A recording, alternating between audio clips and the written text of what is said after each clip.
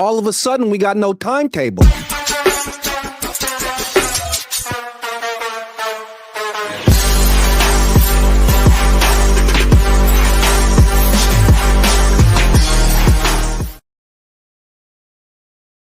Good afternoon. Welcome to the Cohn Zone. We're the Cohns, Grant Cohn, Lowell Cohn.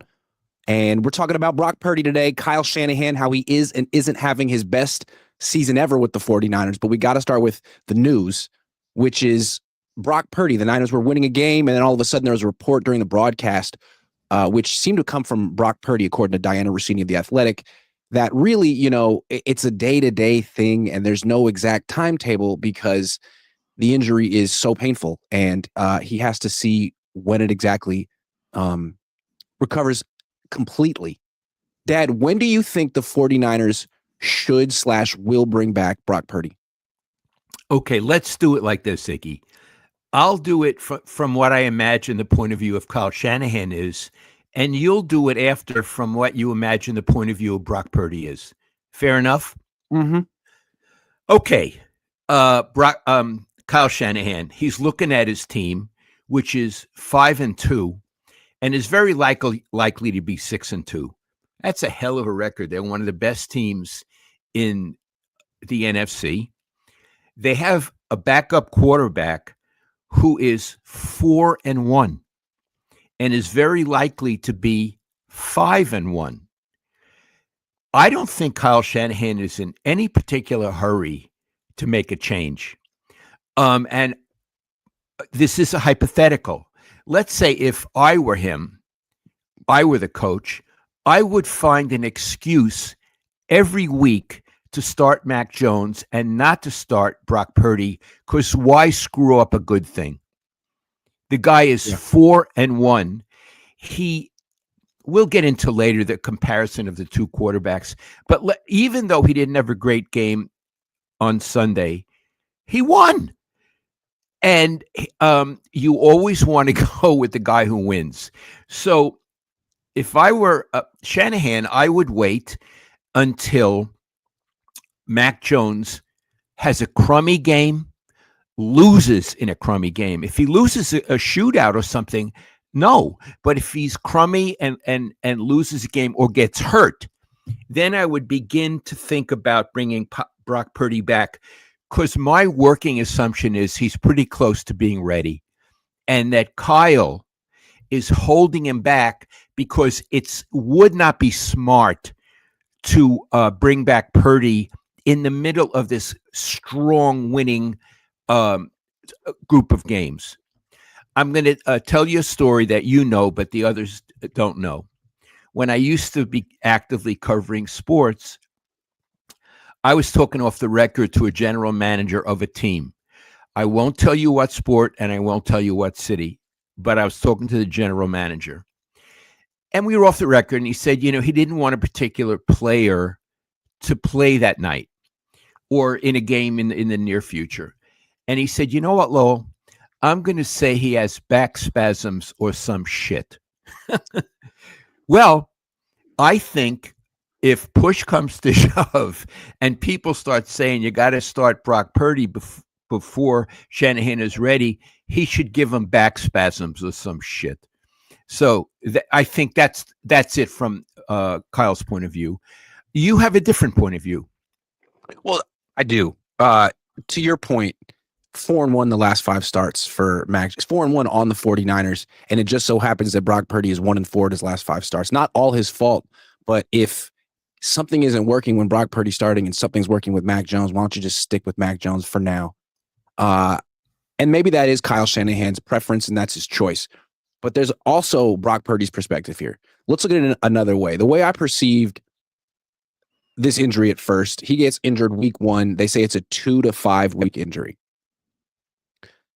They brought him back after 2 weeks as aggressively as possible. Before that game against the Jaguars, we've talked about it. The last press conference Brock had, he didn't say yeah, I'm fine, I'm going to play.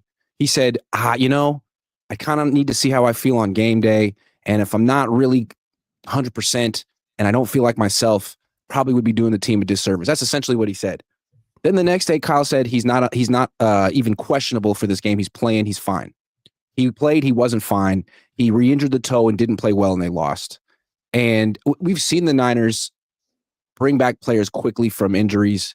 Raheem Mostert's talked about it. They want their guys on the field. And I think they wanted Brock on the field for that Jaguars game. Brock felt like he owed it to the team to play injured because they paid him so much and he's a starting quarterback. He tried it. It didn't work out. And now I think it's possible that he's saying, I'm not going to let you do that to me twice. You brought me back too soon. This injury is tricky. I'm a tough guy. I'm not a malingerer, but I have to advocate for myself now, the way that Christian McCaffrey may have last year with his calf. So I'm going to tell you when I'm ready to go. It's plausible. Of course, we don't know. So these are hypotheticals on both parts. But I think a conclusion we can reach, it's possible that the coach and the quarterback have different agendas. They usually do. They usually do. Yeah. Yeah. I mean, from Purdy's perspective, we've heard about these toe injuries. They can end careers. They're very debilitating. His whole game is dependent on mobility and quickness. We saw him try to throw a football with this. He couldn't really do it well. He needs to make sure this goes away completely. And he doesn't need to prove to the Niners that he's tough in the process. So if Mac Jones goes out there and plays well and wins a bunch of games, God love Mac Jones. Hopefully you get a contract on another team. But I think Brock would be really foolish to do it twice. Maybe the Niners would be really foolish to do it twice too. Also, Iggy, I think you would agree with me. Bringing him back, what is it, after 2 weeks they brought Purdy back, was absolutely a mistake. Yeah. It was absolutely a mistake. Yeah, and the question is, was it Purdy insisting that he needed to play over the, protests of the team doctors and the coaches? Well, it doesn't seem that way because they said he wasn't even questionable for the game. They said they cleared him for that game. That's why I think I see it from Purdy's perspective. The team cleared him for the game. We saw him. He shouldn't have been cleared. That's kind of organizational malpractice. He's supposed to be your most important player. And now it's not just it's his career. It's not just the Niners quarterback. So he has to make sure that his career isn't in jeopardy. And this is a very jeopardizing injury. Yeah, I think what you're giving is an interpretation because Yes. we don't know. But I find it, Iggy, very plausible. Now, I find mine very plausible too. I do too. Yeah, so we're in the horns of a dilemma. Like, is it possible that Purdy's like, you know what? I need to take my time before I come back. And Kyle's like, you know what? Good. Take your time. Yeah. The thing about it is he's competitive, Purdy, and competitive people want to play and want to show they're better than the backup. Right. And so part of me thinks he wants to show he's better than the backup. But maybe this is from, again, supporting my point of view. Kyle is saying, you have back spasms or some shit. Well, maybe that's why Purdy played against the Jaguars, because Jones had just won 2 games in a row and Purdy wanted to come back and show that he was better than the backup, but he didn't. Yeah.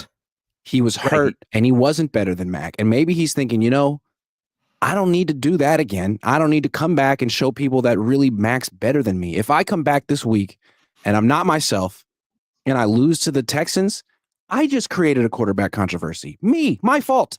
So why don't I let Mac keep playing? Because eventually he's going to have a bad game and people are going to want me to come back and play.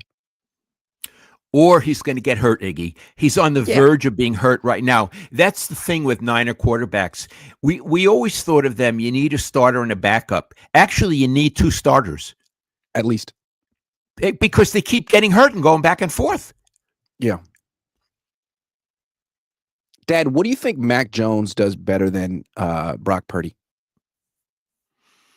I love that question. I'm going to say some stuff, but I want the bottom line to be, I think Brock Purdy is a very good quarterback. Yeah. Okay? Me too. I think he gets the ball out faster.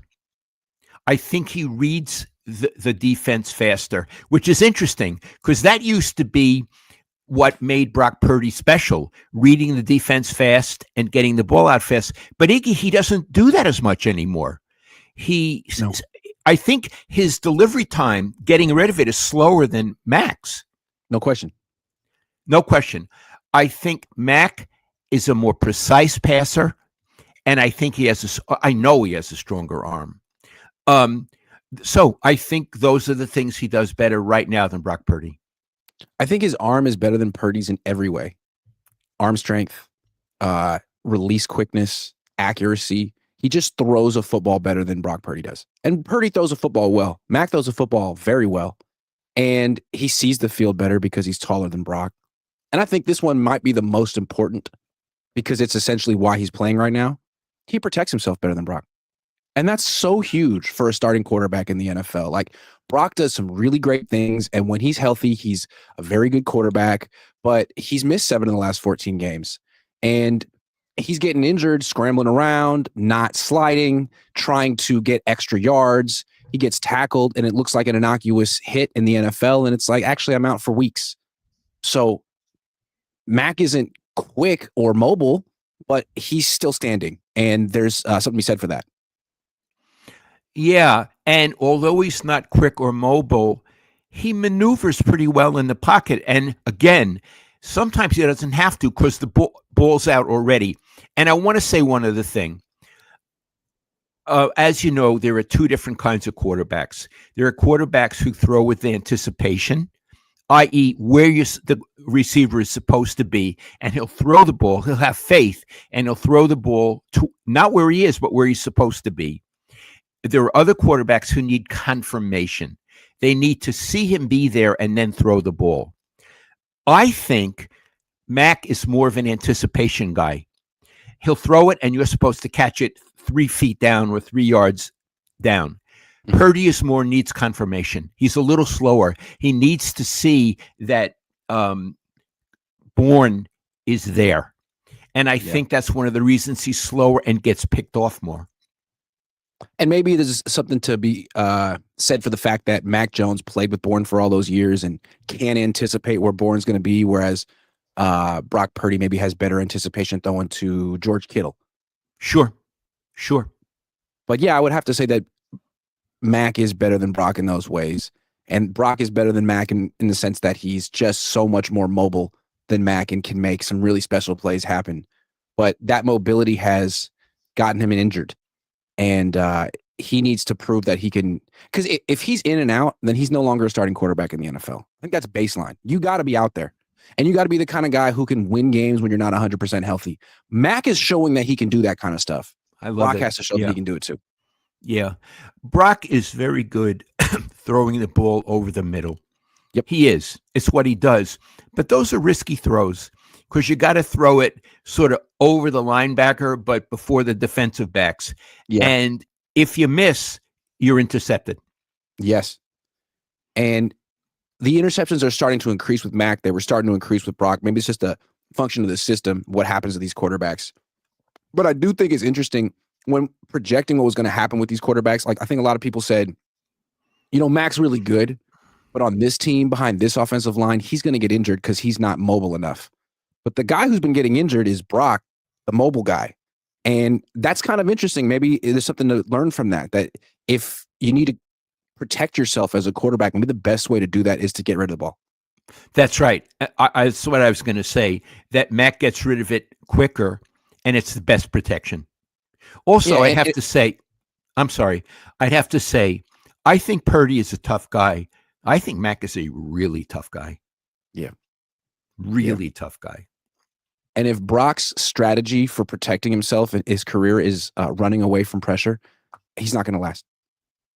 Right, because there are people who are faster than him and hit harder and hit and he's hard. Not that big. Yeah. I would also say one thing, and I don't know if this is relevant. Mac, he won a national championship in college, didn't he, Iggy? He certainly did. And he was a first round draft choice. What number 7 was he? 15. Okay. And we know where the other kid was. Mm-hmm. There may be something to that. Mm-hmm. There may be something to that. Maybe one is a Mercedes who had been underachieving, but he's a Mercedes, and the other is a VW Bug or a Prius. I have a Prius. I love my Prius. Who was overachieving? I don't know, but it's something to think about. You know that there's the famous story that Mac Jones was at Alabama along with Jalen Hurts and Tua Tagovailoa, and at one point Purdy was getting recruited by Alabama and Nick Saban. And when he was on his recruiting trip, he stayed with Mac Jones, and Mac Jones was the host, and they were playing video games together. And ultimately, Alabama decided not to give Brock Purdy an offer, a scholarship, because he just wasn't quite Alabama material. Interesting. Interesting. And Iggy, they were playing video games? Is that what people do? That's what I You did in sit- college. You Yeah. did? You Yeah. used to sit with friends and play video games? Yeah, you do that. And Yeah. I was paying for that? You were paying for that. You really paid for a lot of good rounds of Halo 2.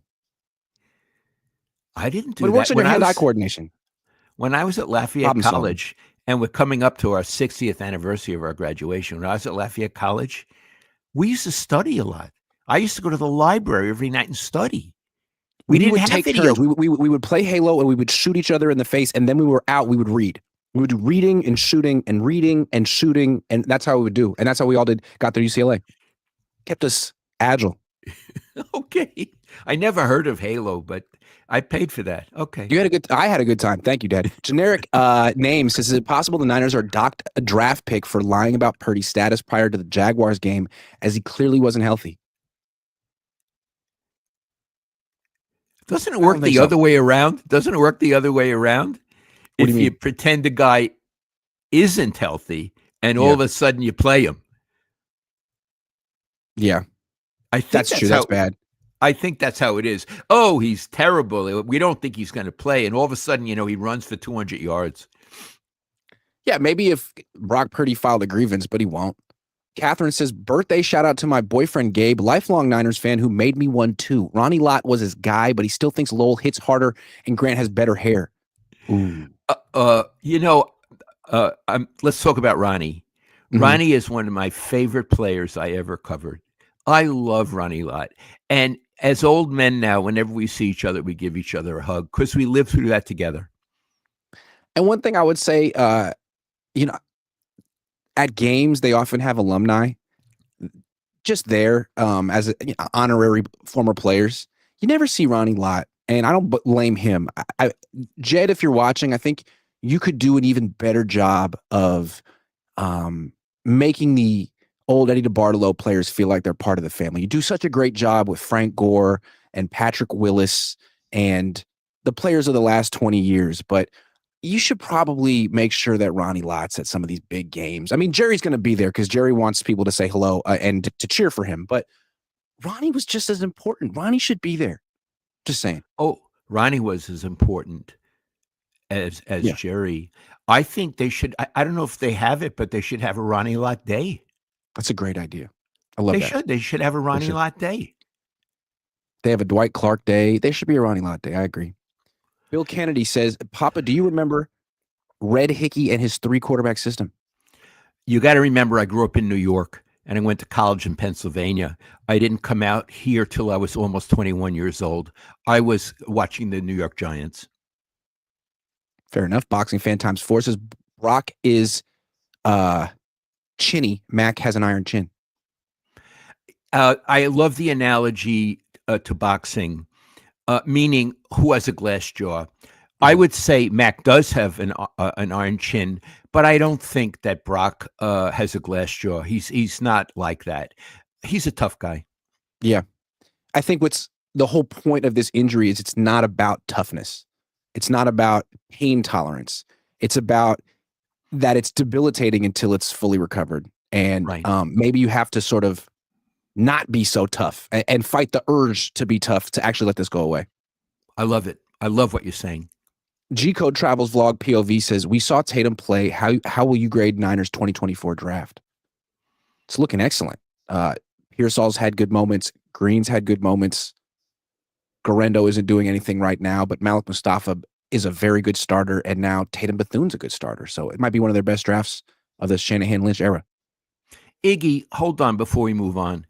Did you tell the story about Bethune when people were asking, how do you feel you could take over for Fred Warner, and how he responded and how impressed you were? Yeah, he said it again after the game. Before the game and after that, same exact response.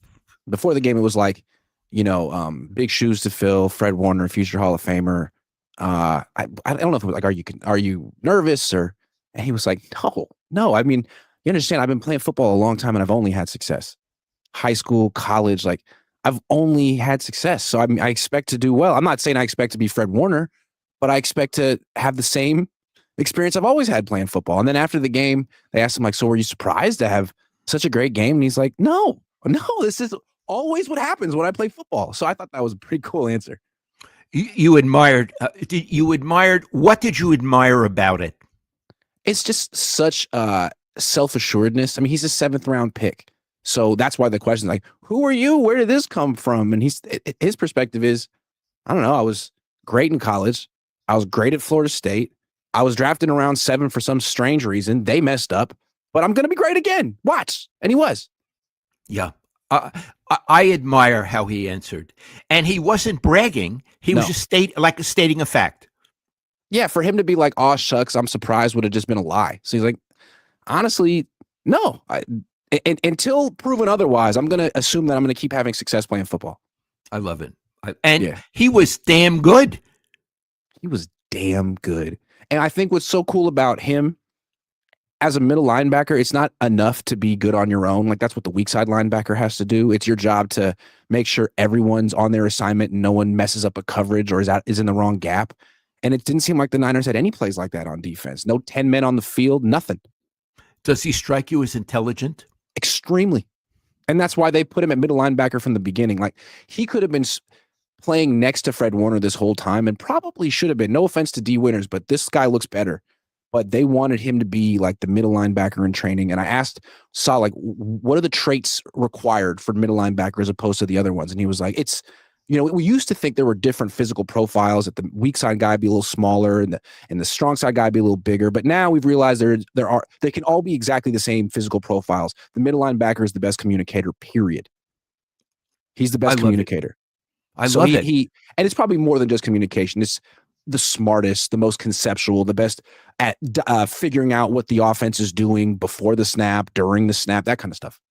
Quarterback. Abso-freaking-lutely. Quarterback. Yeah. Yeah. So that's him. And he's really good at it. He's saving the season. The Niners have 2 new quarterbacks on their team, right? Mac Jones and Tatum Bethune. I love it. And they're doing well.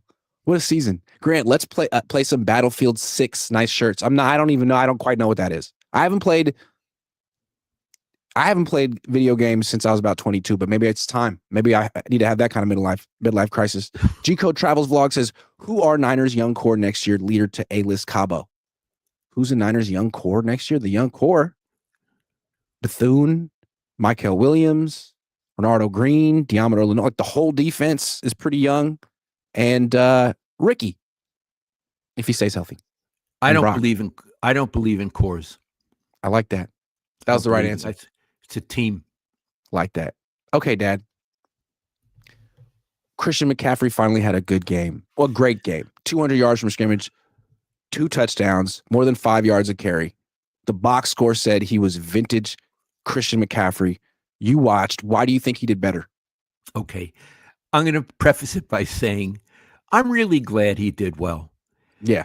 I think he earned it. He's a guy who tries so hard, Iggy. He has such pride. You would never think, he's taking a day off or it doesn't matter to him. Right. It matters vitally to him. And it's wonderful to see that. I think he did better for 2 main reasons. One, up until this last game, Kyle was doing that outside zone read, and it meant that McCaffrey had to run horizontal. And then make a cut. Kyle was running him horizontal too much. Iggy, he doesn't have the burst he used to have, and he has trouble making the cut or getting around the edge. But if you run him power up the middle, apparently he still can do it.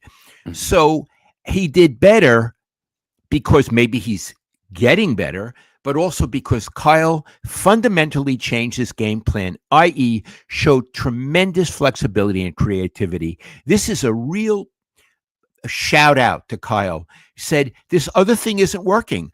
I'm not going to keep doing it. I have to be a good coach and change. And he ran him up the middle. Now, he doesn't get long runs anymore, but he ran for a really good average. And Iggy, he looked great. So that's what I think happened. And also, Kittle was back. Kittle's back. Being back is huge. But it did seem like McCaffrey was hitting the line of scrimmage harder, faster than he had all season. And I think that makes sense because if you're starting him off horizontally, he has to run to the sideline and then make a cut and then get upfield. And one, he doesn't have the initial burst like he used to. And then like he's had calf issues. So if he makes that one violent cut, maybe in the back of his mind, he's thinking, I don't know what could happen. If you take that out and just let him run straight into a hole, a predetermined hole where he knows where to go, where he knows where it's going to be, he looks so much more explosive, decisive, effective. He looks more like McCaffrey. Yeah. Yeah. Yep. And he was a pleasure to watch, Iggy. He was a pleasure to watch. And you said you're pleased for him. I am too. He's a very interesting player to cover. I don't think fans know him at all because what he presents to fans, or really what fans see is like the group interviews, those press conferences. And Christian, no offense, Christian, but his are some of the worst on the team. He stands there with his hands behind his back and he hears the question and he gives as bland of an answer as can be. You know what I mean? Like he thinks about it. What's the bland answer here? And it's kind of Buster Posey-ish. Oh, but I was thinking Buster Posey was the same way. Yeah. It's like, I'm supposed to be the face of the league. Let me just say what I'm supposed to say. And it's like, all right, man, can we get someone because Kittle has things to say. Christian doesn't.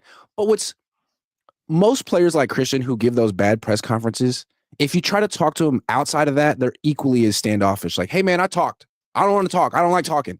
But Christian's not like that at all. He'll come over to you. You can go over to him at his locker. He'll spend time. He's very down to earth and doesn't come across like Derek Jeter did that one time when I was 23. Like, get out of my face. Oh my God. Interview. Like he's very down to earth. And I think those group interviews essentially suck. And I can't fault him for not performing in them. I mean, maybe I wouldn't want to if I was a player. What's his personality like one-on-one? He'll ask you a question. It's not all like he's not only interested if you talk about him. He'll ask you, like I asked him one time if he played Little League growing up, and he wanted to know instantly if I played Little League growing up and what position I played. Like that's what I would consider down to earth, because most football players will engage if you ask them about their past, their family, their interests. They love to talk about themselves, but he's not that kind of guy. He doesn't seem to like to talk about himself that much, actually. You know, Dusty Baker and Steve Young were like that. They would always ask questions about me, and I assume to other sports writers. One time I was at a cocktail party at a Super Bowl a long time ago. It was the day before the Super Bowl. And Ronnie Lott came over and he said, you know, it's nice to see you here, Lowell. They weren't in the game. It's nice to see you here, Lowell, but I'm surprised you're here. I thought you'd be up in your hotel room watching PBS, watching a drama on public television. And it kind of made me laugh because that was Ronnie's view of me, that I was some intellectual who had sort of wandered into sports. Yeah, and now these days you're like, oh, I'll just keep on PBS. Yeah, right. Austin Rodriguez says Mac needs to learn how to get the ball out of his hands quicker if he's going to be a statue in the pocket. Either more film or more sprints. Too many sacks. I don't agree with that at all. I think he gets the ball out really fast. Look at him compared to Penix. Yeah. Penix. Look at him compared to Purdy. Talk about a stat. But just Penix for a minute. Yeah. He was free. He was a good pocket. And now he's looking. And all of a sudden he throws a crummy throwaway short pass. Just compare the two of those. Agree. All right, Dad. A lot of people feel that this season has been Kyle Shanahan's best season as head coach with the 49ers. He's gone to the Super Bowl twice, but this year they're 5-2 despite a lot of injuries on offense and defense. I think there's definitely credence to that argument. In a lot of ways, he's having his best season. And I think in other ways, he's really not having his best season, which is why I like covering him so much. He's always a a conundrum. Okay, So should we go through the things he's doing best? I would be eager to do that. Yeah. With all those injuries, especially the two guys on defense. Some players on the team might think, we're screwed. And they might begin to not play quite as hard, to go through the motions, and to be depressed. Mhm. Clearly, that is not the case. I have in the past wondered if Kyle is a good leader. I still have some questions, but he's been a good leader this season. This team could have tanked. And they're playing really hard, Iggy, and they're winning. They're winning close games. Their offense is not great. They're winning close games, but Iggy, they're winning. And I would say right now, they're one of the best teams in the NFC. And I never thought that would happen. So I think this is the best coaching job that I've seen that he's done with the Niners. But I'm open to another point of view. Well, I think it's interesting with him because he always wears multiple hats. He's the head coach and the offensive coordinator and the general manager, and was part of the general managership. As a general manager, Mac Jones was a great call. Bryce Huff was a great call. Getting rid of a lot of those older players was smart. Trying to make the team younger is smart and working. So he gets credit for all that. And Robert Saleh would never be in this franchise on this team if it weren't for Kyle Shanahan. Mac Jones wouldn't have signed here if it wasn't for Kyle Shanahan. So as like the overseer, the director of this operation, he's doing the best he's done. He's making good decisions. He's being a good leader. He's being a good head coach. As an offensive coordinator, I think he's having one of his poor seasons with the 49ers. And he has excuses. Kittle's been out. Ayuk isn't back yet. Pearsall's been in and out. Jennings has been terrible. But Saleh's had guys out too. I mean, he had to get like 9 new starters. Then he lost his 2 best players, and his defense has given up the 7th fewest points in the league. So no excuses for Saleh. Meanwhile, Kyle is really struggling to score points no matter who the quarterback is. Brock, Mac, he's had Christian McCaffrey. The red zone offense really struggles. I mean, one of their touchdowns against the Falcons, they had their offensive lineman like illegally pulling Christian McCaffrey across the goal line. I mean, it's such a struggle for them to score points. So it's like the inverse with Kyle. It's like, what happened to all those ideas, Kyle? The leadership is great, but we need points. Iggy, fair enough. I'm saying fair enough. I'm asking for an explanation. Do you have any idea why he's not scoring more? Well, the way he's calling plays the first 7 games of the season has been give the ball to Christian McCaffrey every other play. And while he's an Iron Man and he's tough and he's good, he's not what he was 2 years ago. He's not a threat to score from anywhere on the field like he was a few years ago. And if your whole offense goes through Christian, you're going to have a pretty modest, plodding, mediocre offense. He hasn't really figured out anything new. Maybe it's just personnel. Maybe when Kittle comes back as full strength and Pearsall's back, they'll be lighting it up. But all I know is Saleh keeps finding new players, new backups, new IDs, blitzing when they don't have a pass rush. He has Bethune when Warner goes down. Kyle's like, just wait until we're fully healthy. Then we'll start scoring points. But we'll see. I see yeah. So Saleh is a here and now guy, and Shanahan seems to be in the future guy. Yeah. And I mean, he gets credit for making it work with Mac. He gets credit for making it work with Kendrick Bourne. I just think this was interesting. After the game, George Kittle talks. I've been talking about this. This was so interesting to me. He's the most candid player on the team. Larry Krueger asked him the question, how gritty is this team? It's a fair question. They've got a lot of grit. Kittle goes, 1, Mac Jones is a fantastic quarterback. 2, Robert Saleh is a very, very good coach, and they're the 2 main reasons we're winning. Like, thank you for your question, Larry. I have something I want to say. So from Kittle's perspective, maybe he thinks Kyle's doing a great job, but the way I interpret that is Mac's almost doing well in spite of Kyle. Like, the run game hasn't worked until week 7. The pass protection has been awful. Mac Jones is getting smacked around, and he keeps getting up, and he keeps winning. So doing well in spite of the play design, the system, whatever you want to call it. And then Robert Saleh, who's doing well no matter who gets injured. I think I agree with I agree with your interpretations, but I also think Kittle meant Brock went down and we didn't know who Mac was, and he saved our ass. Yep. Saved our ass. Yep. They didn't know. No one knew. There's also one more person in this organization that is saving their ass weekly and needs a daily shout out. I know who you're going to say. Eddie P.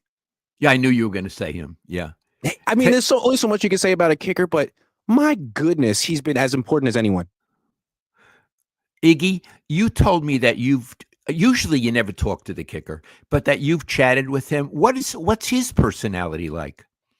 He likes the spotlight. He has an interesting story. His dad was a professional soccer player. He wanted to be like his dad, like I wanted to be like my dad. Couldn't quite be a professional soccer player, so this is the consolation prize, a professional football player. And he's really, really good, and pressure doesn't seem to get to him. But what I think is so interesting is in the past, when you'd go in the locker room and you'd have those weekly locker room interviews with the big guys on the team, Fred Warner and Christian McCaffrey and George Kittle. But this season, for so long, I mean, Fred Warner was out, Bosa's gone, Kittle was out for a while. So like the weekly interviews were Eddie. And it would be this huge throng of people around Eddie once a week as he's just holding court and talking about his life and football. It's incredible. I mean, he's literally one of the most interesting people on the team, most important people on the team. And he's like in the spotlight weekly. I love it. More than most kickers are, right? Yeah, absolutely. And on this team, more than most players are. Like he's more in the spotlight than the wide receivers, any wide receiver on the team right now. He's more important to the team than the running back right now.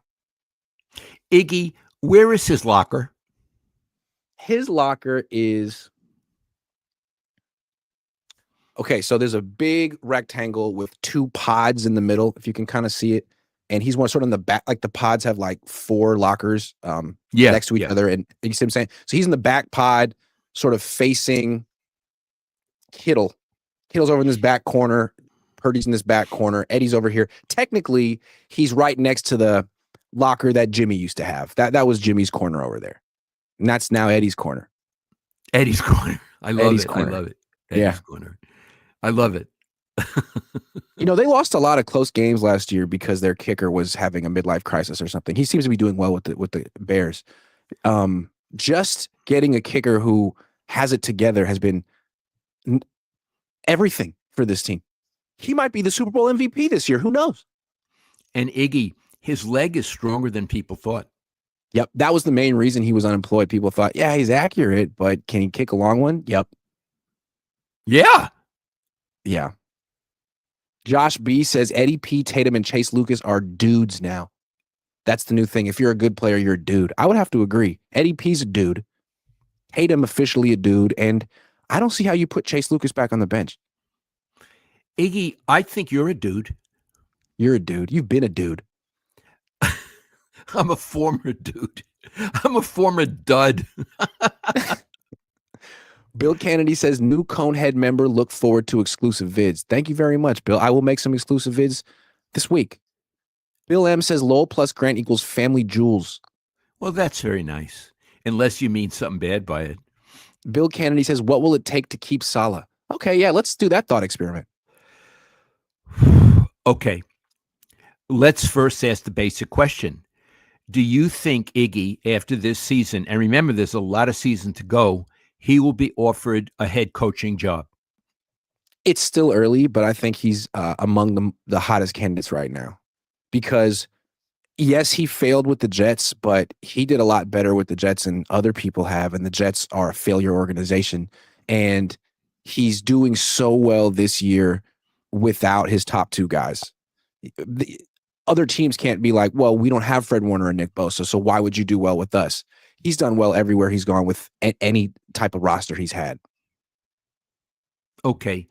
I'll tell you the only way I think the Niners can keep him is if he's offered coaching jobs, but at crummy organizations. If Miami. Yeah. Why Tennessee. would he go? Yeah. Why would he go to those teams? He would be sort of like, oh, I'll take any crappy coaching job. It would have to be good. Otherwise, he would look bad again. So, Yeah. yeah. So, I mean, I don't know. Let's say, for example, I'm just saying Houston offered him.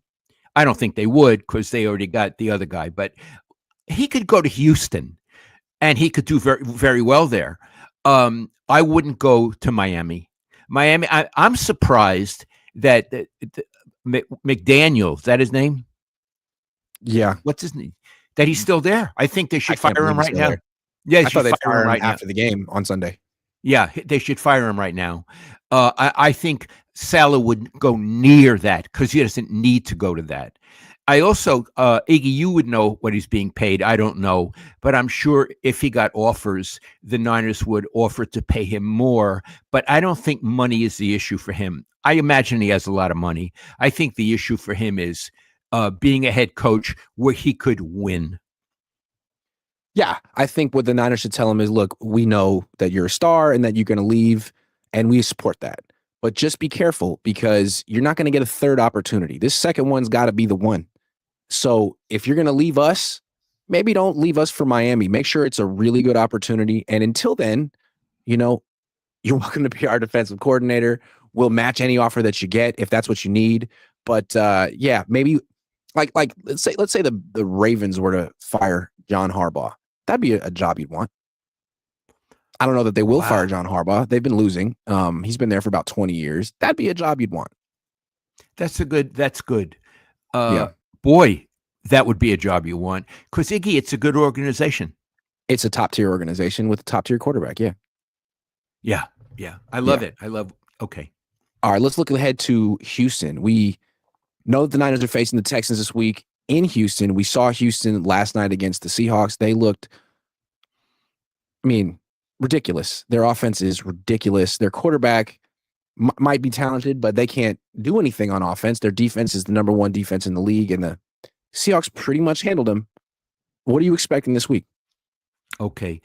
I preface it by saying I'm universally wrong. Yeah, I'm always wrong. Me too. I expect the Niners to beat these guys. Now, will the Niners kill them? The Niners really don't kill anyone, Iggy, because the defense doesn't score all that much. But I expect the Niners to be in control the whole game, to win a game, maybe 10 points by 10 points or something like that. Iggy, I would be shocked if the Niners were to lose. Shocked. Yeah. Let's take a look at the Texans because they looked so ridiculous last night, and they didn't really stop anything. They're 2-4. Their defense is number one in the league. They've given up the fewest points, and their run defense really is very good. So the way the Niners beat the Falcons, committing to the run, running downhill, I don't know that that's going to work against Houston. Still, the Niners should be able to win this game like 13-9. Houston's offense is just ridiculous. It sucks. That's the technical term for their offense. It sucks. They've scored fewer than 20 points in all but 2 games this year.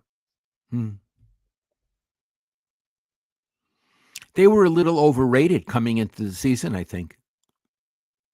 Yeah. D'Amico's an interesting coach, right? Like, defense is performing well, but as a head coach, you kind of have to have an offense. And they don't have this excuse at quarterback that CJ Stroud seems to be a good quarterback, but D'Amico isn't helping him at all. He's getting hit. He's getting embarrassed, and they can't score. So the Texans have a bit of a conundrum at the end of the season. If they keep losing, what do they do with D'Amico? And Iggy, he never knows what. He's a defensive coach. He had Slowick, right?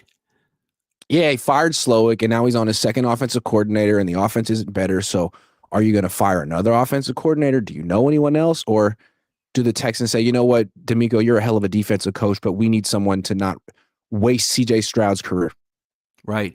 I think I have a suggestion of an offensive coordinator. They could get Chip Kelly. Oh, he's so good, Dad. Doing a great job. Wherever he goes, the Niners, or now that he's with the Raiders, did they just get shut out, the Raiders? They did. You know what I heard? I heard that Chip Kelly was Tom Brady's guy. I heard the same thing. Mm-hmm. And I heard, now again, this is what we heard. We're not reporting it. We're not reporting it. We're saying what we heard. But I've heard that he's so Tom Brady's guy that he doesn't report to Pete Carroll. He reports to Tom Brady. And that, in other words, Carroll has no control over. Look, Chip Kelly sucks. He's always sucked. Oh, and apparently Pete comes out after games and says things like, we need to run the ball more. But he doesn't have the power to tell Chip to run the ball more. That is such a disaster, Iggy. That's another team that Salah should never go near, right? Oh, the fact that Tom Brady's, not the fact, the possibility that Tom Brady's meddling like that is so disappointing. You think a guy like him, he's such a smart player. He'll be such a smart executive. Guess not. I mean, if he really thought that Chip Kelly was good, I lose so much respect for Tom Brady as an analyst, because everyone has known for a decade that he's no good. And Tom was the one guy being like, I think he deserves a third chance. Come on, man. Come on, man. Tom. Is he still doing play-by-play or color commentary? Here's the thing, guy. I turned the sound off. Yeah. Because that's how it is in press boxes. I have no idea. Every once in a while, I put it on, and that former tight end is talking too much. What's his name? Greg Olson. Oh! So my dad and I have a rule with these announcers, the color commentators. If you keep talking about the previous play while the next play is started, instant mute. Instant mute. And the other one who does that is that Herb Street guy. He can't shut up. The next play is happening. He's talking about the last play or where the guy who made the tackle went to college. It's like, he's where he went to college. Yeah, where he went to college. You please shut the fuck up and let us think about the next play. You got 30 seconds to talk about that play, and then it's over. You were on the next one. That's the beauty of the sport. And also Herb Street or Kirk, whatever his name is, he's the kind of guy who makes a point and then he makes it again. Oh, he says it twice. Dude, even once sucked, but twice? Yeah. There's a lot of radio guys, they're trying to fill time. They'll say it 3 times when they're on radio. This guy's like a radio guy. Anyway, I want to get off that. I got a question for you. Sure. In no particular order, what are the top 5 teams in the NFC? In no particular order. Fuck. Oh, listen. God, me. That's such a tough question to answer. In no particular order. Okay, let me just write teams down. The Rams are in that group. The Eagles are in that group. I'm going to say the Niners, I think, are in that group. The Seahawks in that group. The Lions, but then I don't have the Bucks, and the Bucks would have, because the Bucks beat the Niners and the Seahawks. I think the Bucks instead of the Seahawks. Okay. All right. Okay. All right. The Seahawks lost to the Bucks and the Niners. Okay. The Niners barely are in that top 5. They're in the top 5. Am I missing anyone though? The Packers are good as hell. Yeah, the Packers. The Niners are borderline. Even though they're 5-2, they're borderline. Okay. Yeah. Stick with me. Yeah. Why are they borderline? Okay. Because their offense struggles to score points. Their defense doesn't really force turnovers. So they're really in these very close games every week. And so far, they've done a great job in close games. But I feel like those are the kind of things that even out over time. You're not going to be, winning 3/4 of your close games. They're floating. They're floating. They're floating. They're averaging 5.3 yards per play and giving up 5.3 yards per play. That's not the mark of a great team. That's the mark of a team that's probably outperforming their talent. Are those statistics accurate? 5.3? Let me make sure. Yes, they're averaging 5.3 yards per play on offense and giving up 5.3 yards per play on defense. Last year, they were 6.2 yards per play on offense. So they're having a tough time. They got a lot of injuries. Maybe the guys will come back and they'll be fine on offense, but we'll see. So maybe they're in the top 5, but maybe they're 6 or 7. They're in the top 7. Yeah, because I think so. There is no great team, by the way, in the NFC, but there are some very impressive, solid teams. Yeah, and 1 or 2 or 3 of these teams are going to make a significant trade at the deadline to give themselves a better chance. Could be the Niners. or not. What would they want at the deadline? Oh, no. What should they want at the deadline? Well, for the last few weeks, we've been talking about they need a defensive end to replace Nick Bosa. So far, they've been working around it with blitzes and stuff. But then when Fred Warner went down, they're thinking, well, maybe cancel that because what's the point? Well, if Tatum Bethune is good, then maybe you do want that edge rusher. Maybe you feel like if you have one edge rusher, you can actually have an elite defense even without Fred Warner. Or, their wide receivers are all hurt. Their offensive line is terrible. They could use another running back. I think they're set at quarterback and tight end, but they could use all kind of stuff. And kicker, they're set at kicker. Oh, they're set at kicker. Okay. They're set at kicker, yeah. Yeah. I was thinking they need a new offensive lineman, but they won't do it. No. They first of all, they're hard to get. And second of all, it's not how they think. And I would say they need another running back. Yeah. They do. Yes, they do. They won't get one, but they do need one. They won't do it. No. Okay, it's prize picks time. Let's break out the prize picks. Niners, Texans. Let's go with Can we do passing yards? All stats. No, not even yet. Receiving yards, I guess. We don't know who the quarterback's going to be. I still think it's going to be Mac Jones. Christian McCaffrey, 50.5 receiving yards, more or less. He's been eclipsing that every week. More. He's a wonderful receiver. He's a wonderful receiver. Okay, how about Kittle? 49.5 receiving yards. He got 0 last week. Fewer. I don't think he's 100% healthy. And I'll say another reason. Again, they're going to want to emphasize the up the middle running game, and he is selfless. He's a very selfless player, and he'll do the blocking that's required. Okay, Christian McCaffrey rushing 65.5 rushing yards. He went for 129 against the Falcons. More. Okay. All right, one more McCaffrey. 3.5 yards on his first rush attempt. More or fewer? 3.5. Fewer. Texans have a good defense, and they're going to be amped up when the game starts. Okay. We need to make one more. How about what's another good game? We're the Raiders. Oh, we're the Raiders. Do they have a bye week? Are they off? They're always off. All right. How about Green Bay and Pittsburgh? Aaron Rodgers, 216.5 passing against Green Bay. Fewer. Aaron. Jordan Love, his replacement. Let's say 244.5 passing yards, more or less for Jordan. Fewer. I like a good fewer. Cannot combine these projections. What are you talking about? I'll find a way to do it later. Those are my picks. Don't worry about me submitting them at this time. You download the app, use promo code COHN, play $5 and get $50 instantly in lineups when you use that promo code. Iggy, right. Could I say something? I like to do the prize picks. It's fun. I do the prize picks too. I like pretty good. I don't know. I never. Good. Yeah. Last week we didn't because we thought McCaffrey wasn't going to have a good game, and we were wrong. Maybe I was wrong. All right, we want to switch gears and finish with something different today. And I got this idea from Cam Inman. Cam Inman covers the 49ers for the San Jose Mercury News. He's been covering them for 15 years, just like me, although he's been in the newspaper industry for a long time. And he teaches a class at San Jose State on journalism. And he invited me to speak or answer questions. So I did yesterday. It was a Zoom call. I answered his students' questions for about 45 minutes.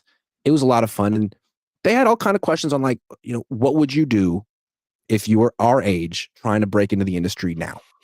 And I thought that's a great topic. So that's been on my mind. And I thought me and my dad could sort of address how we would get started if we were 22 or younger and wanted to be sports writers. Okay. I would start by saying if I were 22, I wouldn't do it the way Lowell did it when he was in his 20s.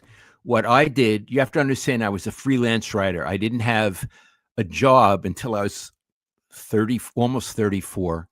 I was a freelance writer. I contributed to Sports Illustrated, and I was a freelance film and drama critic at what the time was the Palo Alto Times, which is really was a wonderful newspaper. What I did was I contacted a lot of pretty famous sports writers in the Bay Area, invited them to lunch, and asked, how would I get ahead? And they gave me tips on how to approach Sports Illustrated. Leonard Koppett did that. He was with the New York Times, and all of that sort of thing, how to approach the Chronicle. I wouldn't advise that now, because newspaper sports sections are not really hiring a lot of people, and newspapers, no bulletin here, are declining. The sports departments are very small. There are very few jobs. Eventually, I don't know when, there won't be any physical newspapers. It'll all be online because it'll be a lot cheaper. So I don't think anyone entering sports writing now should want to be on a newspaper or want to be a writer. That's interesting. That's really interesting. The way I look at it is you got to get that credential, though. Mm-hmm. It's like you got to do two things. You got to get a credential and you have to build your own platform. Mm-hmm. And they're different, but they work together. So what I did to get a credential was you and I started a blog when I was in college. So when I graduated, I had clips and I took certain people out to lunch or just met in their office at NBC Sports Bay Area, which was Comcast back then, Oakland A's Magazine, the Santa Rosa Press Democrat. Hey, this is what I've written. Could I be a stringer for you? Could I write an article for you? Could I be a freelancer for you? And eventually you'll get some yeses. And then you can keep adding those clips to your resume, and it makes you seem more professional. And you eventually get credentials and you go to places and you have experience in locker rooms.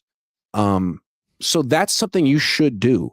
You should build up your clips in your resume so that you can meet people, take them out, and maybe get your foot in the door that way. But at the same time, to make yourself more employable or desirable to these places that give out credentials, you need to have your own platform. So if you want to cover the Warriors, if you want to cover the Niners, the whatever team, and you're 22, you just start covering them. You start a YouTube channel, you start a Facebook page, you start a Twitter, you get in the conversation, you follow all your favorite writers and YouTube people that you respect. They'll probably reach, I mean, you can get to know these people. Look at how I've gotten to know all the people I work with. I mean, you can work with these people. You just get into the fabric of the coverage of your team at 22 and develop your voice that way. So by the time you're 30, you have a significant following and experience. That's what I would do. Let's say you can't get a credential at first, but you start, let's do Warriors, okay? Because it's neutral. It's not 49ers.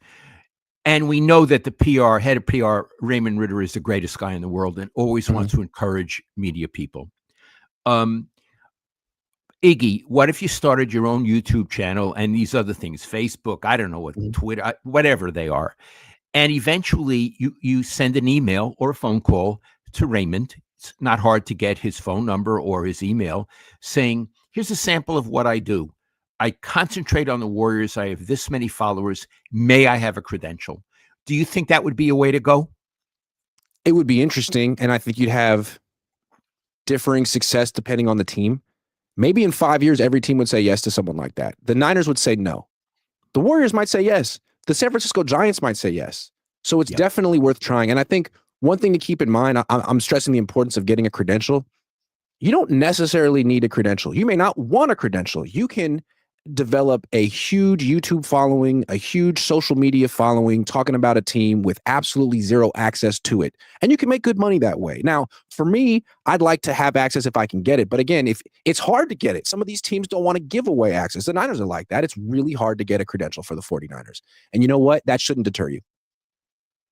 Oh, that's a great point. And we've talked about this before. When you're starting out journalist, and however you want to define journalist, the most important quality is not talent, it's perseverance. I'm going to say that again.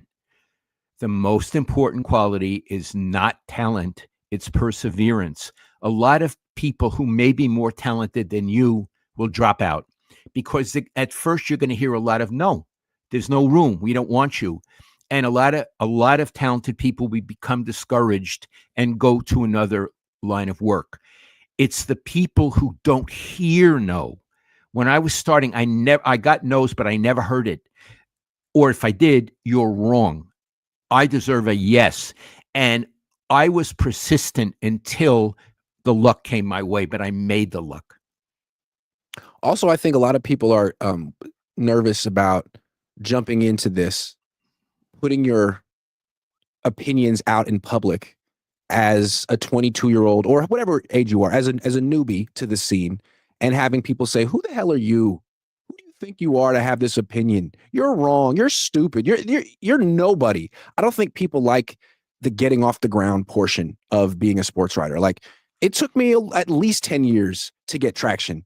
And I was over at the Press Democrat trying to make, write thoughtful / provocative columns. And a lot of times people would read it and be like, "Oh, here's Grant Lowell Cohn's son trying to make a name for himself.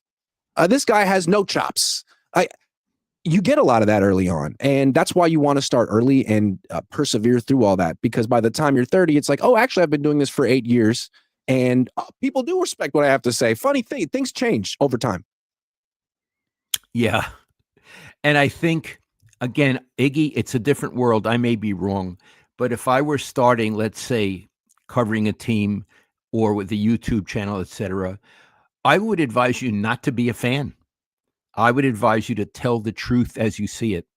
Yeah. Now, there are some who are fans, and some of them do well, but it makes me ill, want to vomit. I want people to be honest and even brutally honest, as opposed to, let's say, the Warriors. Again, I'm not going to the Niners. Whatever the Warriors do is great. Whatever, Kuminga is the next Michael Jordan. I wouldn't spend a minute with a influencer like that. Yeah. Because I know it's a lie. I know it's not true. And there are a lot of fans that can tell the truth. Jesse Naylor, Ryan Hensley, a lot of guys who root for the team can also tell the truth. If you are a up and coming journalist in journalism school, you don't have to go to whatever market and be the fan of that team while you tell it like it is. You can also say, "I'm not a fan of this team. I'm just covering the team. I'm not even from this market, but I want to cover it the best that I can. And I'm going to be covering it every day with a lot of passion. But if they win, if they lose, doesn't change how I do my job." And for you people starting out, I would have one other bit of advice. Let's say you get a credential with the Warriors and you go on a Wednesday during the day and there's media access and they sit on these big stools. Well, I haven't been to the new place, Curry and Kerr. I would say your first 2 times, don't ask a question. And what I would say you should pay more attention to is the media, not Curry or Kerr, because they've said these things a million times. See how the media asks questions. Mm-hmm. See how they get information they need. Mm-hmm. Have humility. Mm-hmm. And once you get, "Oh, that's very interesting the way so-and-so asked that question. I hadn't thought of that. I can do that myself." I think the learning process is with your colleagues, not with the athletes or coaches. Yeah, because whether you went to journalism school or not, there's going to be a whole learning curve of things you need to do to be a pro that these pros have that you don't, that you need to learn. And I didn't go to journalism school. I grew up around it. Either way, there's going to be all these things that you don't know, and you have to be perceptive and pick up on them, or otherwise won't be as good. Yeah, I didn't go to journalism school either, Iggy, but we taught ourselves. Yeah. It is something you can teach yourself, but it is something you have to teach yourself because you won't know this when you start. You have to. I learned from the best. I learned at the Chronicle from Ira Miller how to cover a football team. And I learned from Glenn Schwartz at the Examiner how to cover baseball. I mean, he's the 2 best. And I shut up and I listened to them. And then eventually I felt empowered. And I would ask different kinds of questions. And I was more confrontational, I think, than Glenn. No one was more confrontational than Ira. He was off the chart beyond me. But I could become more bold once I was on solid ground. Yeah. I think that's a pretty good tutorial how we would do it. Yeah. Was this the best show we ever did? It was the best show we ever did. We have a few more super chats and we'll get out of here. Crazy Rod says no more Tang, but more Tungus. Please. I love it. Yeah, they just got rid of Tungus from the game plan immediately. Michael Caldwell, $5. Thank you, Michael. Neil says, hey, Papa Cohn, how has your faith shaped your philosophy? Questions during interviews when you covered the team and general debates with others. My faith. Hold on. You mean my Jew, being a Jew boy? Yeah. Okay. Let me do the best. This is a really good question. So, and I want to answer it the best I can.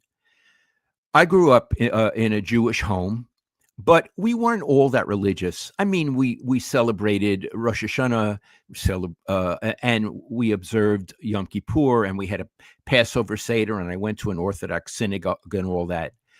But more than that, I was brought up with a Jewish way of thinking, like the Talmud. I was brought up to question things. Why should I believe this? Mhm. Why, if this person says this, how do I know it's true? And do I agree or disagree, and what?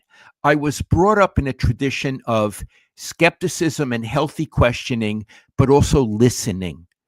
And I do think that helped me as a sports writer. And among those attributes was I am a good listener. I don't need people to agree with me or to hear me, especially in interviews. I would be very quiet and just ask leading questions in the fewest word possible. And I would sincerely let the person know, Joe Montana, Steve Young, I am really listening to you. Yeah, he's really good at that. Michael Caldwell says, you and your dad rock, bro. Well, Thank I you, used to rock in the 1950s. Joseph Ernberg says, should the Niners draft a true wide receiver one next draft? They need an offensive line. Yeah, they have enough of these in and out wide receivers. Here's the thing, Iggy. They do need an offensive line. Are they going to get an offensive line? I wouldn't bet on it. I wouldn't bet on it. Cyber says, Max said post-game he can't wait to do it again next week. Do you think he knows the truth about Purdy's injury? He may not know. I'm going to tell you something very interesting. I doubt he knows. Yeah. Why would Purdy tell him? What Right. would Purdy gain by telling him? And here's another thing. Kyle may not know. Right. The only one who really knows is Purdy. And again, I'm going to come back to Brian Sabian when he was the general manager of the Giants, and he was the greatest. He won 3 World Series. I once asked him, we used to talk a lot. I really enjoyed Brian. And I said, it was about a pitcher, and I honestly forget the name of the pitcher. I said, Brian, do you think so-and-so is injured? He goes, Lowell, I'm the last person to ask. He said, do you think a player is going to come up to me and say, Brian, I'm really injured? He said, it's not in their self-interest. They wanted me to believe they're healthy and they're earning their contract and they get another one. So he says, I have no idea of the health of my players. I have a feeling it could be that way with Lynch and Shanahan. Yeah, I agree. Yeah. I agree. I think that's why I think week 4 was so weird, him playing that game. I almost felt like the Niners were like, you're good. And Brock's like, okay, we'll see. And now like, oh, we're not playing that game anymore. I'll tell you when I'm good. But I don't know. But yeah, there could be something there. West Coast Jay says, do you find it commendable if a fan is capable of covering a team with the same honesty as you fellas, or is it more respectable to cover a team without being a fan? Iggy and I may differ on this. I think if you cover a team with the honesty that Iggy does, or Ira Miller did, or I did, you're not a fan. I think that eliminates being a fan. But Iggy, you would say that Jesse and Ryan are fans and they cover it honestly. I would say to the extent that they cover it honestly, they're not fans at those moments. I would say that too. But if it makes them feel better to believe that they're still fans, I wouldn't take their fandom away from them. Sure. But I don't think they're fans. I wouldn't consider them fans. But they consider themselves fans, and that's okay. Okay. Yeah. But I guess what I'm saying is, if you're a fan of the Steelers and you want to cover the Steelers and you sincerely want them to do well, but you're also able to accurately praise and criticize them, then God love you. Go for it. Iggy, if you're a fan of the Steelers and you get a credential within a that's week. over. It's over. Once you get the credential, it's over. That's the thing. You That's the won't last be a thing you want. If you actually get the credential, that whole like I'm a fan who keeps it. Nah, it's over. You're not a fan anymore. It's over. the first player who tells you to go F yourself. You're not a fan anymore. Also, if you want to be respected at all by your colleagues in the media, you're not a fan anymore. Iggy, remember the time when I was still working and that kid came into the press room Yeah, and he started saying he got autographs? from LaMichael And James. and we were sitting, you and I and Mayoko, and there were some others. Yeah. And what did I do? It's like, well, first of all, that's like against the rules. That like violates your credential. You can't ask for autographs. And what did you say? You said, "Who the fuck are you?" What did I you said, say? "Who the fuck are you? This is not professional." And then he Yeah. stuck his hand out and he wanted to shake my hand. I said, "Get your hand away from me. I Yeah. won't shake your hand. Yeah. I don't approve of you." That's what I Yeah, said. that And happened. everybody sat there real quiet, And was like, "Thank you, because we Yeah, want get out of here. the fuck out of He here." got an Yep. autograph. I'm glad we ended with that one. If you want to be a sports writer and you get the credential and you want people to respect you, can't be a fan anymore. Because if you are a fan in those media rooms, you know what people will call you? A fucking fan. A fucking fan. And I've heard Fucking this is interesting to end this way. I have heard so many times someone say to me, "I don't like this guy, he's just a fucking fan." And this is media criticizing media, and everybody knows who the fans are. Yeah, you're just a fucking fan. Just a It's the fucking worst. fan. Just a The fucking worst, fan. the worst, there are two worst things you can do in a press box. One is to be a fucking fan and root, and the other is to sneak in a look at someone's laptop and see what they're writing and want to maybe use their idea. And you know who the peakers are. And whenever they're around, you put your screen down. Uh-huh. Or you make it dim. Yeah. Brian, my brother, your son, says, "Don't you think you could have tremendous interest in a team without being a quote unquote fan?" This is a good question. I love this question because to me, we both want the 49ers. Like, we expect the 49ers to do well. We hold them to a high standard.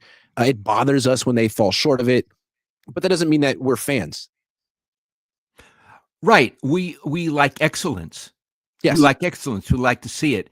By the way, Brian Strauss, my oldest, we had dinner last night at the Wolf on Piedmont. He and I on the Piedmont Avenue in Oakland, and it was one of the most wonderful dinners of my life. I love Brian. I love Brian too. And I do think I find the Niners to be tremendously interesting. I think about them every day. I probably think about the Niners more than most fans of the team, but I'm not a fan of the team. So what's the definition of I'm fanatical about my analysis of the team, but I'm not a fan. And I find them like I talk about the Niners a lot. Like I find them as interesting as, more interesting than probably politics. I understand. Yes, I understand that. You do think about them a lot and you talk about them a lot. And it's interesting, Iggy. I ask you, because I'm not there anymore, what is so-and-so like? What is so-and-so like? Here's the thing. I'd like to know what Kittle is like. And I prefer that you don't answer. I see that there's two Kittles. There's the public Kittle, who is fun-loving, good-natured, and honest. Honest. Like the stuff he said about Salah and Mac Jones. Honest. I think there is a more fundamental Kittle who brings this public Kittle out, like almost like a character. Mm-hmm. But there's this other Kittle who's more strategic, mm-hmm. He knows how people perceive him and wants to be perceived that way, but is more cunning and strategic. Now, the other Kittle, who no one ever sees, and I'm only saying on faith, I believe it, is still probably a very nice guy, but he's a lot shrewder and cunning than the one we see. Does that resonate at all? It absolutely does. And I think there's another guy on the team that's just like him in a different way. Fred Warner. Oh, tell me. Fred Warner has this whole persona. He's the ultimate leader. He's got all the energy in the world. Like, Is that him?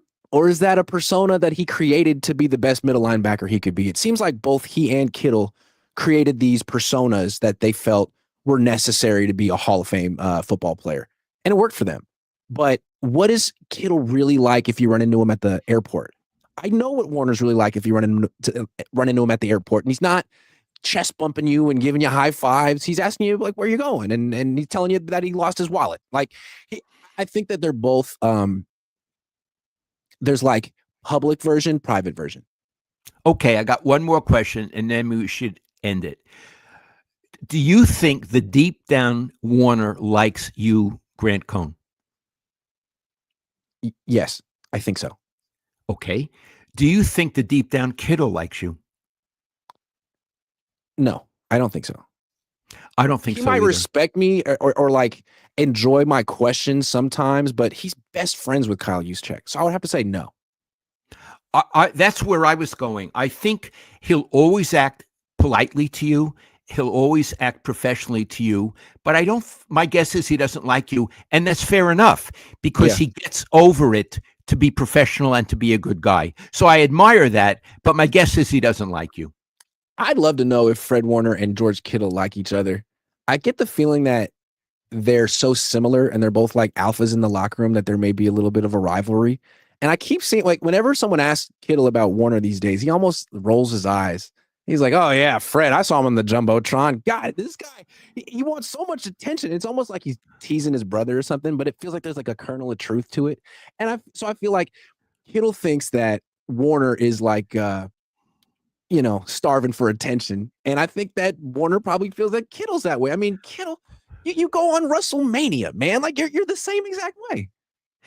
Kittle really likes attention, Iggy. Yes, he does. He loves it. And I think he performs better when he gets attention. So I'm not putting it down. He's a superstar. He has a big ego. That's okay. But he really likes attention. And as someone Iggy, who likes attention, I recognize other people who like attention, and that's Fred and George. I think, during games, the camera often goes to Kittle on the sideline. And I think he's always sort of aware that they may be looking at him. He's always doing his hair, you know what I mean? And making faces, he's determined. Yeah, I think his agent probably told him, be aware of the camera at all times. Who gets the most FaceTime on the sideline for the Niners during games when they're healthy? Kittle and Warner. Yeah. Kyle to a degree. But those guys way more than the quarterbacks. Oh, absolutely. Every once in a while, you get a shot now of Purdy standing there. How's he looking standing there? Stoic. Oh, boy, stoic. May I add something? Please. Stoic, but pissed. Pissed. This is not the way this was supposed to go. Yeah, I would have to say pissed, Iggy. I'm sorry. Fair. Larry T says, Lowell, in a movie, who would you want to play you? Henry Winkler or Larry David? Woody Allen. There you go. Grant would be Andy Samberg. Andy Samberg is 10 years older than me, but sure, we could do that. We got one more. Hold on. We got two more. Fish and Chip says, don't believe your lion eyes, Shanahan offense. Hi, Fish and Chips. Ilu Tube says, didn't Kittle buy you sneakers? He bought everyone's sneakers in the beat, and we gave him the Niver Award. Very smart guy. We can be bought. Tell him what the Niver Award is. So every year there's awards for the players. There's the Bill Walsh Award, and there's the another award. But one is for professionalism and availability with the media. Gary Niver was a beat writer covering the Niners who passed away, and he was considered the sweetest, nicest, most professional guy. Wonderful. So he was, in honor of him, they named the award after him, and Kittle won it last year. Trent Williams has won it in the past. It's a big award. I vote on it. It's the one I get to vote on.